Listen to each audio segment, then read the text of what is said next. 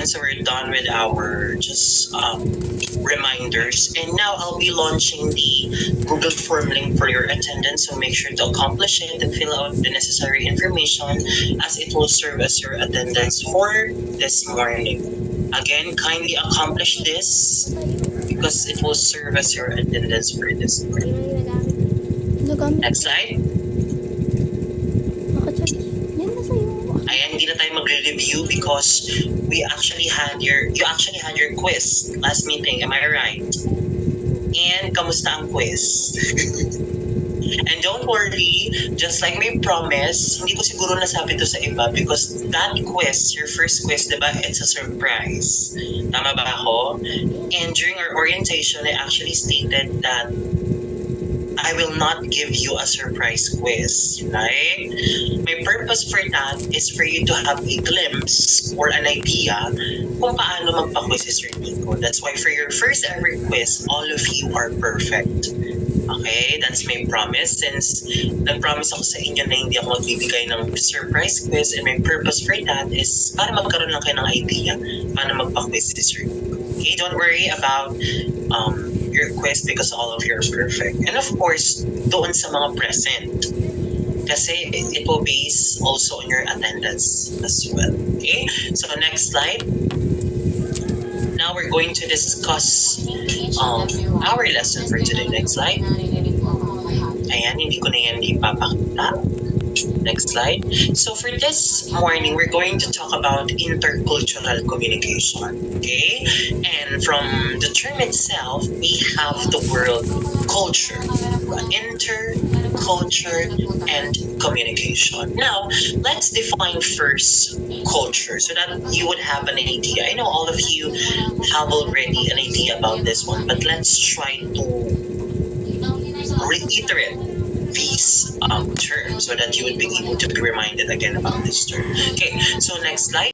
Would you please read the definition of culture? Yes, the Mohom.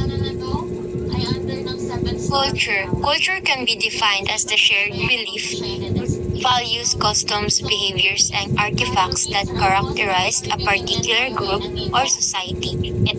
It encompasses the knowledge, traditions, language, art, music, and social norms that are passed down from generation to generation.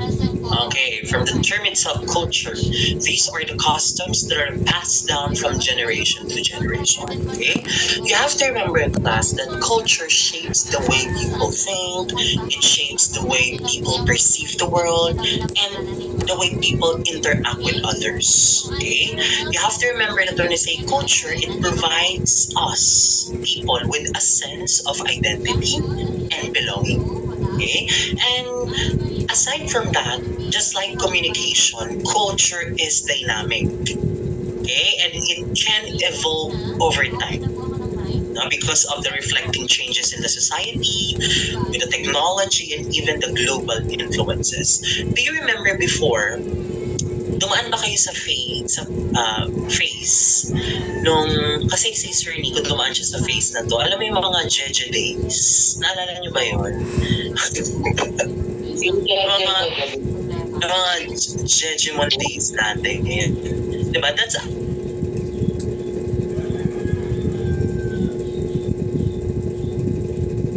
actually part of the culture of the Filipino phase ng buhay. Okay, mga kiyomi natin, yung mga ganun-ganun dito pa nagsiselfie. Okay, that's part of our culture. And today, hindi na natin medyo makikita yun. Tama ba ako? Yung mga ganung phase ng life natin. Because the culture evolves over time.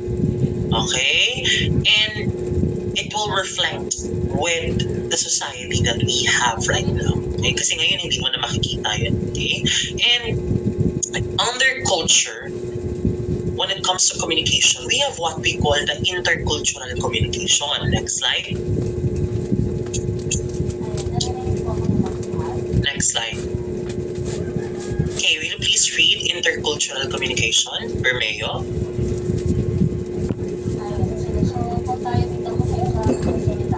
Bermeo. Baka nagkaka-problem si Bermeo. Let's ask Bartolome.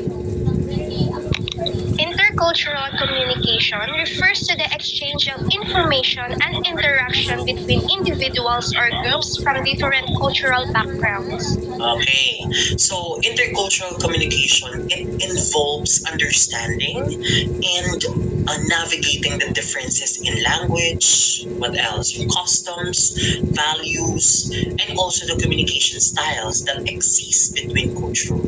So the main goal, you have to remember class that, wait lang, may mga you have to remember, class, that the main goal of intercultural communication is to promote understanding, not just that, to build relationship and avoid misunderstanding or conflicts that may arise due to cultural differences. Okay, you have to remember that that's the main goal of intercultural communication.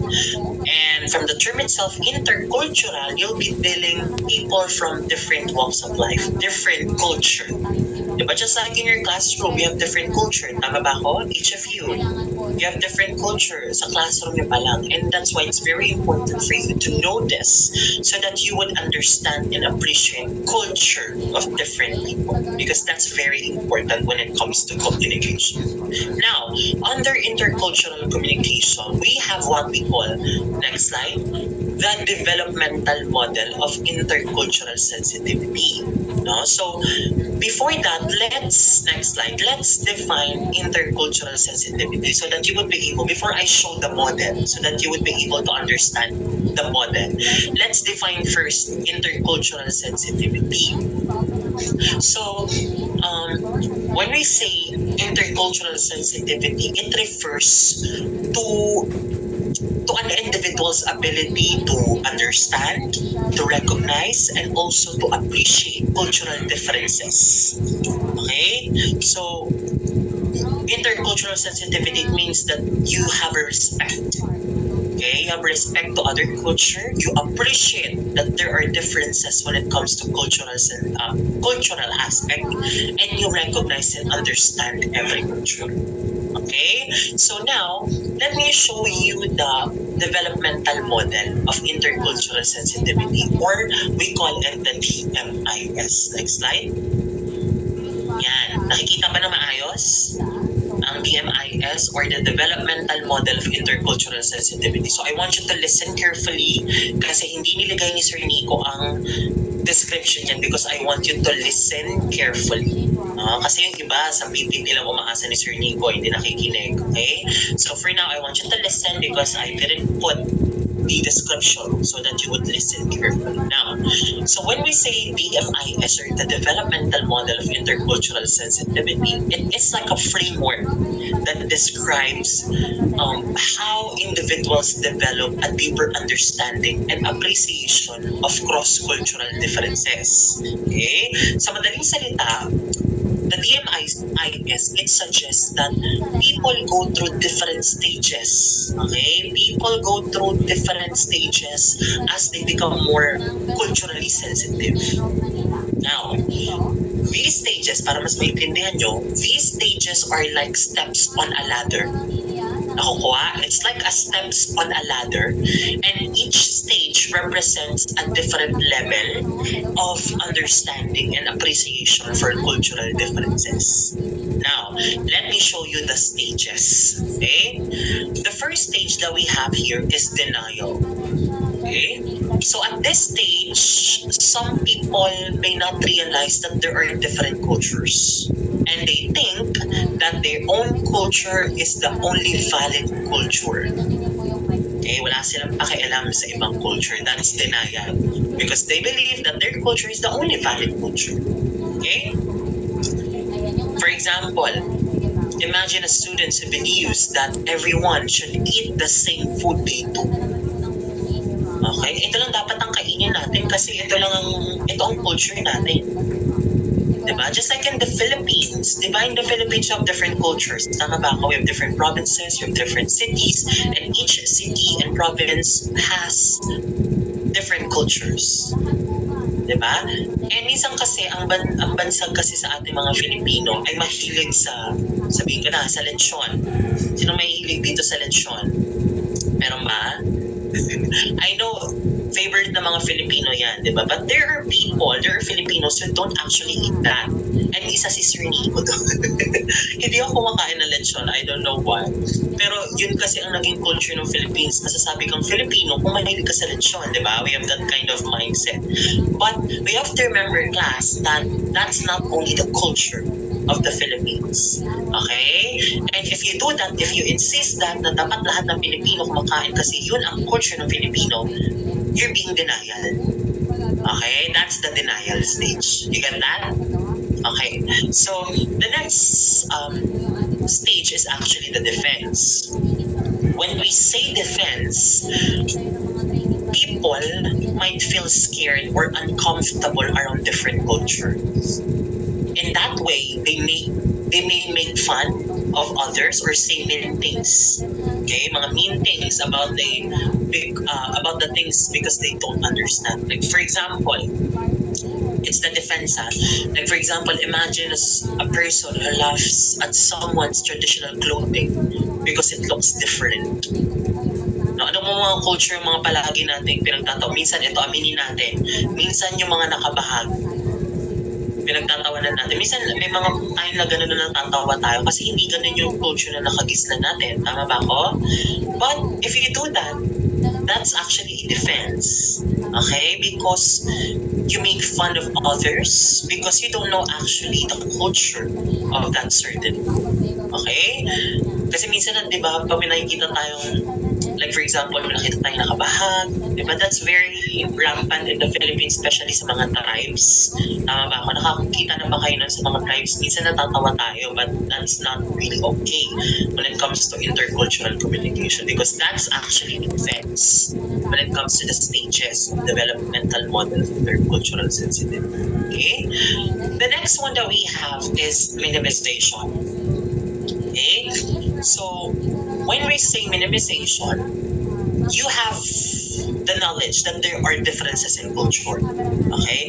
But you focus more on what's the same. Okay? Again, minimization, people start to see that there are some differences when it comes to culture, but they focus more on what's the same. Dito papasok yung quotation na, ano ba quotation? Yung we are all human, so we should all be treated the same. Dun papasok yung quotation na yun. Like for example, imagine a person who believes that everyone should celebrate the same holidays. Like for example, sa Philippines, lahat ba nagsiselebrate ng Christmas? Lahat ba? Because of what? Sa tingin ninyo, bakit hindi nagsiselebrate ng Christmas? Lahat. Okay, very good. Because of the religion, di ba? May mga religions na hindi nagsiselebrate ng Christmas and you don't have the right to push them or to insist that they have to celebrate Christmas with you because they have their own culture. And if you insist that kind of behavior, you're on the stage of minimization. Because in the first place, you know that there are differences when it comes to culture, the Philippines, especially when it comes to religion, but you insist that they must celebrate Christmas with you. Did you get my point? Nakukuha niyo yung point is, Sir Nico? That's minimization. You have the idea that there are differences, but you focus more on what's the same. No, just like yung mga Christmas, pag hindi naman tayo lahat sa Philippines nagsiselebrate ng Christmas. Okay? The next, masyado kong mabilis si Sir Nico, nasusundan ba? Okay. Kindly heart react kung nasusundan si Sir Nico, baka masyado mabilis. Ayun, so nasusundan naman. Very good. Okay? So the next one that we have is acceptance. Okay? Baka medyo ngongo si Sir Nico magsalita. May sipot kasi si Sir Nico.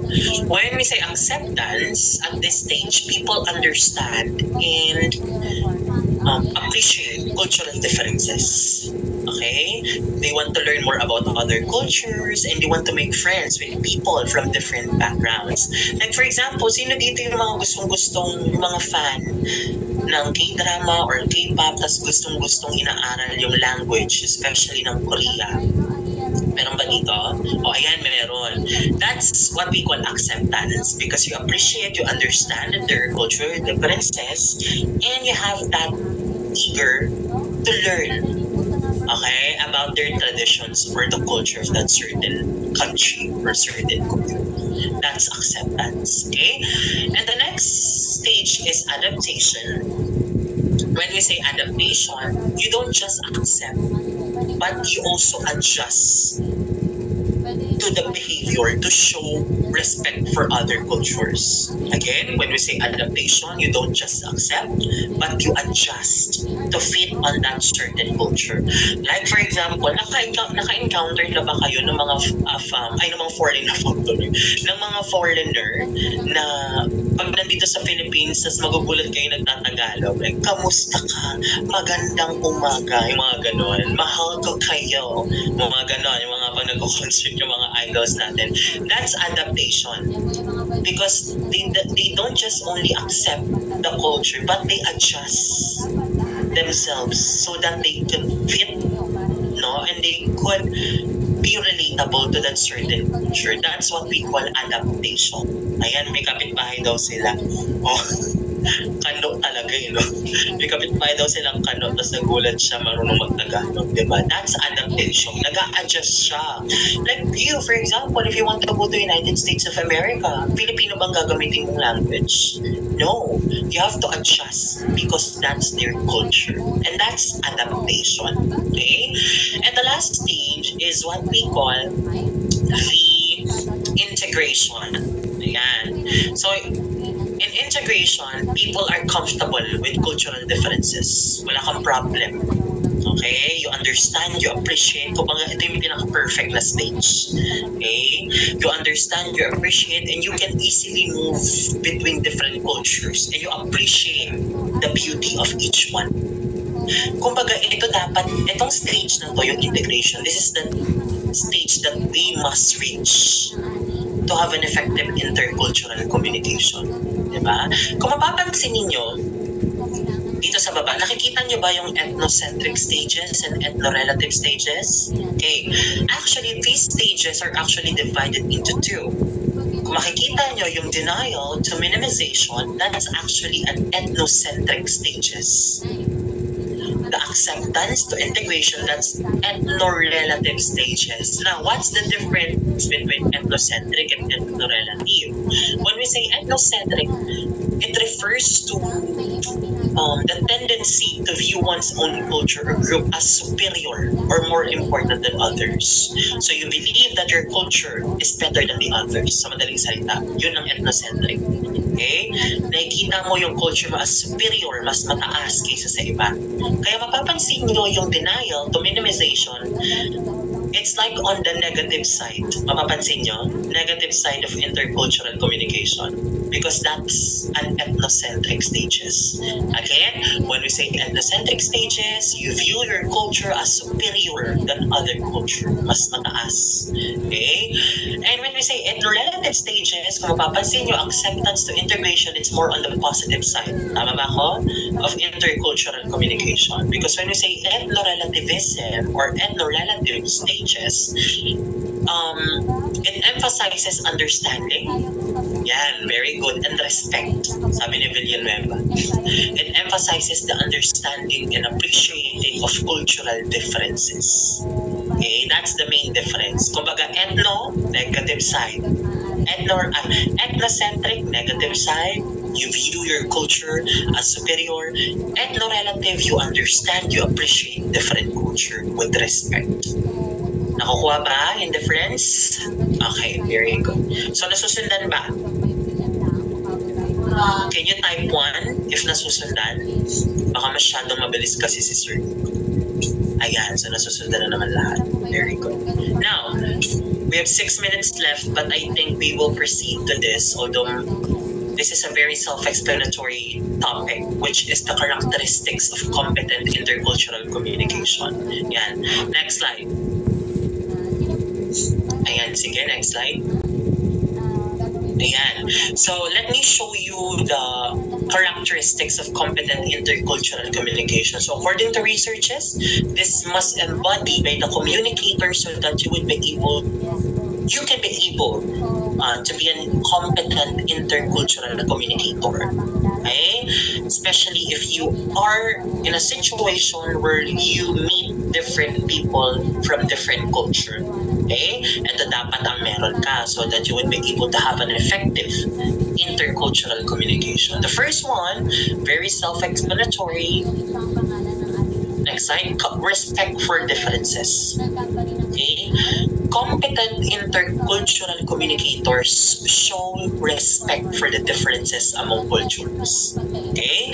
This means that you appreciate and value the unique traditions and beliefs of the others. Okay? Like for example, imagine you have a friend from a different country who celebrates a holiday you've never heard of. Instead of making fun of it or ignoring it, you show respect by asking questions and being interested in learning about their traditions. That's what we call respect for differences. And the next one, lagi ko itong sinasabi kaya hindi ko na i-discuss in depth. Lagi ko itong binabanggit since lesson 1, tama ba ako? Yung active listening. This is very important in intercultural communication. Okay? The next one is empathy. Okay? When we say empathy, you're putting yourself in someone else's shoes and trying to understand their perspective. Ito yung, ayan, very good, yung curious, over-judgmental, diba? Dito papasok yung sa empathy, dito papasok yung sinasabi natin na paano kaya kung ako'y nasa posisyon ko, ano yung mararamdaman? That's empathy because you're putting yourself on someone else's shoe and you try to understand the perspective. Okay, that's empathy.